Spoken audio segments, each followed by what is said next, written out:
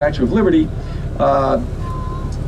Bartholdi takes a letter of introduction with him to the United States from de Lavalier to meet some rich Americans to just try to test the waters to see if we can actually have this joint venture of building this great statue.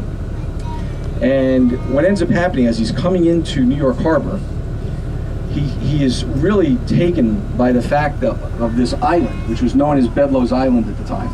He thought to himself, what a great place to build a statue, because every vessel that comes into New York Harbor has to pass this island. Every single vessel. So one thing leads to another. He goes around. There's enough people that are willing to say, okay, we're going to form this commission, and the deal is France will build the statue, and the United States will secure the site for the statue and build the pedestal to hold the statue. Well, the French end up raising about $250,000 at the time to build the statue, and the statue ends up being built.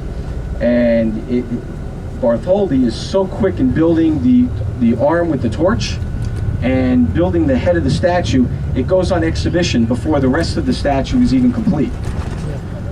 The statue's complete. They assemble it outside of his Paris studios, and they take it, they take it apart, put it into 214 crates, and it's shipped to America.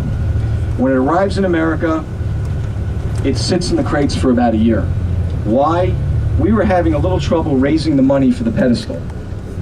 Now, this was a big problem, and it ends up a famous newspaper publisher named Joseph Pulitzer, and straight ahead is One World Trade Center, and we're going to get a better look at that once we go into what's known as the Winter Garden. So Joseph Pulitzer basically says anybody who's willing to donate at least a penny will have their name put in my newspaper. Well, lo and behold, 100,000 plus people donate money. The money's raised for the pedestal, and the statue's dedicated in 1886. Interesting to note that the interior, the steelwork inside the statue, was designed by Gustav Eiffel of the Eiffel Tower.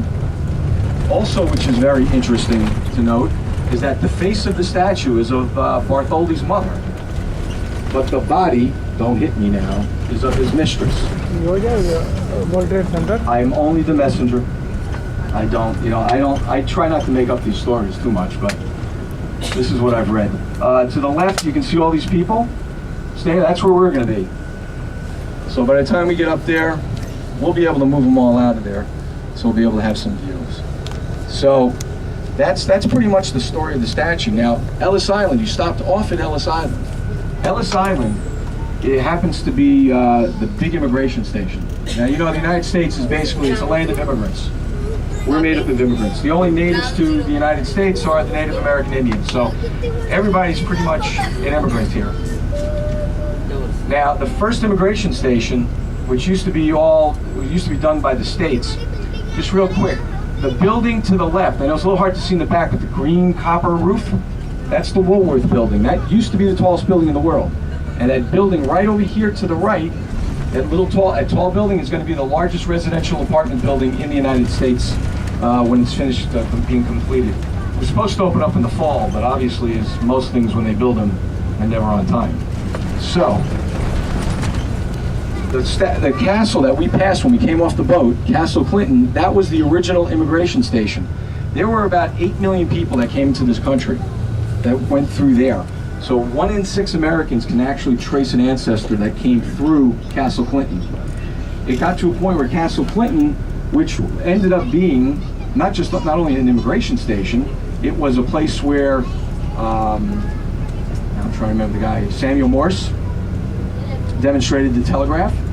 It's a place where a famous Swedish singer named Ginny Lind sang, and it was also the New York Aquarium.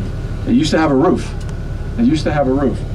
So that's where, that particular fort has quite a bit of significance in the history of New York. It's also, again, one of the